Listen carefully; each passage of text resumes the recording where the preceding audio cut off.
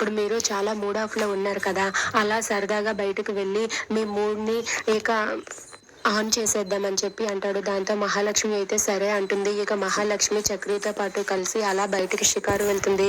ఇక చక్రి అయితే మహాలక్ష్మికి హైదరాబాద్ మొత్తం చుట్టూరు తిప్పి హైదరాబాద్ ని చూపిస్తూ ఉంటాడు. దాంతో మహా అయితే అలా మళ్ళీ రియలైజ్ అవుతుంది. అలా మహాలక్ష్మి అయితే తన బాధను మర్చిపోయి అలా సరదాగా చక్రితో పాటు కలిసి టైం స్పెండ్ చేస్తుంది. దాంతో చక్రి అయితే చాలా సంతోషిస్తాడు.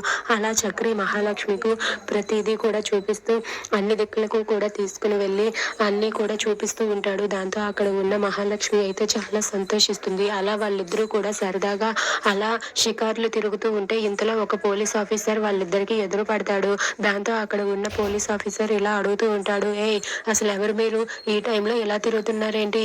ఎవరు మీరు? ఇప్పుడే సార్కి ఫోన్ చేస్తాను అని చెప్పి అక్కడ ఉన్న కానిస్టేబుల్ అంటాడు. దాంతో మహాలక్ష్మి చక్రి వాళ్ళిద్దరూ కూడా ఒక్కసారిగా షాక్ అయిపోతారు. దాంతో అక్కడ ఉన్న చక్రి అయితే అది మేము అని చెప్పి తడబడుతూ ఉంటాడు. దాంతో మహాలక్ష్మి అయితే మళ్ళీ వీళ్ళు ఏదైనా కేసులో ఇరికిస్తారో ఏంటో, మేమిద్దరం భార్య భర్తలం అని చెప్పి మహాలక్ష్మి గట్టిగా అంటుంది. ఆ మాట వినగానే కానిస్టేబుల్ అయితే అవునా అమ్మా, సారీ అమ్మా, నన్ను క్షమించండి, నేనేదో పొరపాటు పడ్డాను అని చెప్పి అంటాడు. దాంతో మహాలక్ష్మి అయితే అవును, మా ఇద్దరం భార్య భర్తలం, మీరు ఇక్కడ నుండి వెళ్ళొచ్చు అని చెప్పి అంటుంది. దాంతో కానిస్టేబుల్ అయితే మమ్మల్ని క్షమించండి అమ్మా, మేము తప్పుగా అర్థం చేసుకున్నామని చెప్పి అక్కడ ఉన్న కానిస్టేబుల్ వాళ్ళకి క్షమాపణ చెప్పి అక్కడ నుండి వెళ్ళిపోతాడు. దాంతో మహాలక్ష్మి చక్రి వాళ్ళిద్దరూ కూడా అలా సరదాగా అలా ఆ సిటీ మొత్తం తిరుగుతూ సరదాగా టైం స్పెండ్ చేస్తూ ఉంటారు. ఇక దాంతో అక్కడ ఉన్న చక్రి చాలా సంతోషిస్తాడు.